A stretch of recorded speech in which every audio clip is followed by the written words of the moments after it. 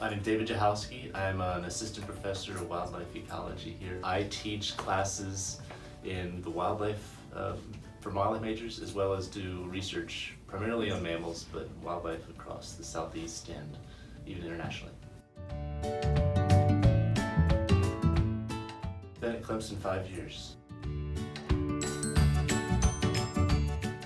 Yeah, so I have research that takes place in different places, and I have research that's focused on undergraduate involvement, and then I also have graduate students that lead research. And so I have about 10 graduate students that do research on everything from plant communities in Montana related to bison foraging to cheetahs and what eats them and what they eat in Africa. So, like one project that we're just starting is this project on feral pigs, and we're trying to see how feral pigs influence deer and coyotes in the Southeast. And then one project that's finishing up is our work on cheetahs. And so my student just got back from Africa, and she's been working for 4 years trying to understand what's impacting how cheetahs are successfully restored into reserves there. Yeah, so it depends on the type of student. So I have creative inquiries that sometimes only last a semester or two, and then I have master's students who usually try to finish in 2 years, and then PhD students usually take 4 years.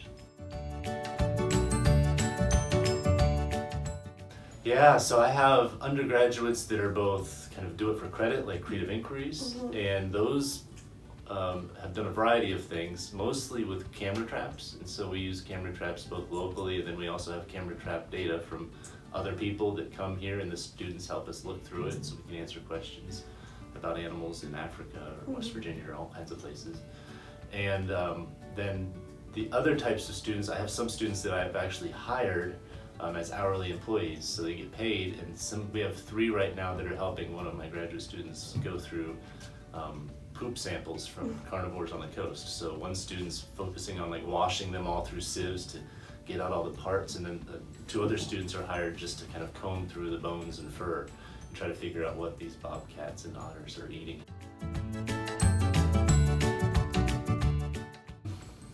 So my parents were both in Peace Corps, and I was exposed to the friends that they had made while they were in Peace Corps, and they were lifelong friends. And so I saw that as a really impactful experience to them because of how they had these friendships with people all over the country that maybe they wouldn't have met if they just focused on friends that they had for high school or college or something. Yeah, definitely. And it sounded like an adventure, 2 years, and they give you health care and stuff, but they don't really pay you much. They pay you kind of what kind of middle wage is for a developing country, which is quite different than what you get paid here. So it was like a really challenging experience, probably the best experience. I always say it's the best experience of my life because it really altered how I view a lot of things.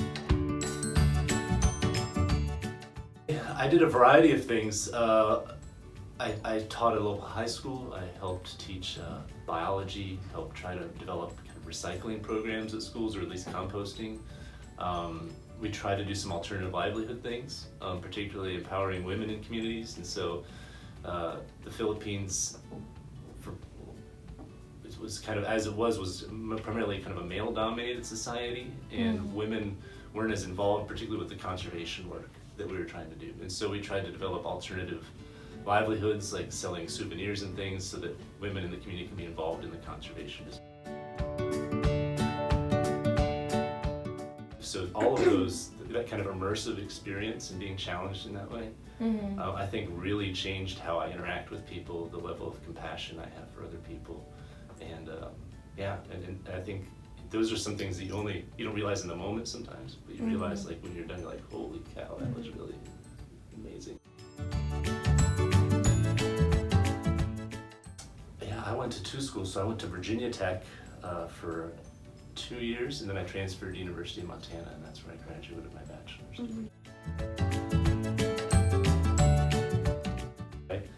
I grew up with a father who was a biologist, and so I kind of knew what he did, and it wasn't so much I wanted to do what he did, but I saw the other people he worked with, and they had really cool jobs, I thought, and they got to travel or do kinds of, and it was really intriguing because I could spend time outdoors, but I realized if I got to that point in my career, I could ask my own questions. And so that's really exciting. It's like, oh, I want to work on elephants or cheetahs or something. I'm like, well, let's just do it. Find a way to do it and let's do it. Yeah.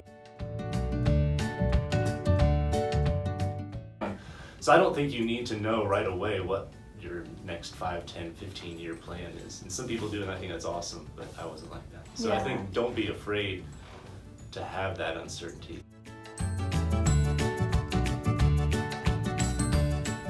I think experience, but also I try to reward undergraduate students that approach me or that have that passion and provide them pathways either for paid work or for creative inquiries. After interviewing Dr. Dukowski, we chose to research the job of a natural resource specialist employed by the U.S. Army Corps of Engineers.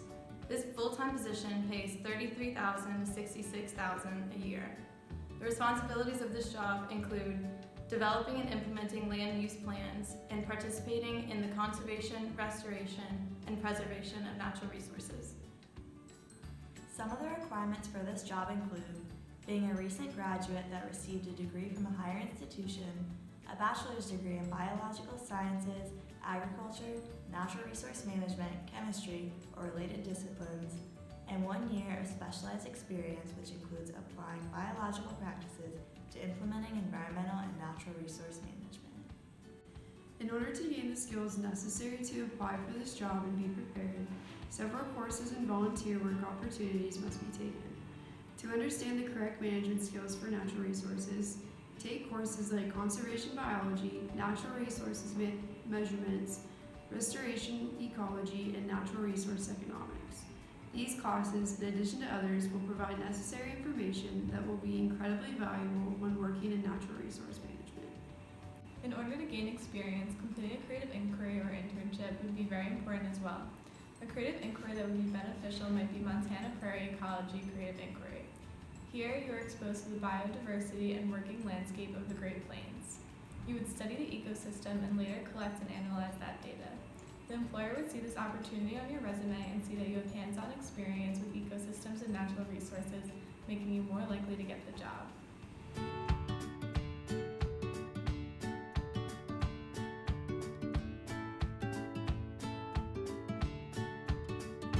Internships would also strengthen your application. Several work opportunities are offered locally with the South Carolina Department of Natural Resources, including a summer position in a wildlife management internship, in which you could gain experience by wildlife and plant surveys, mapping projects, and property maintenance.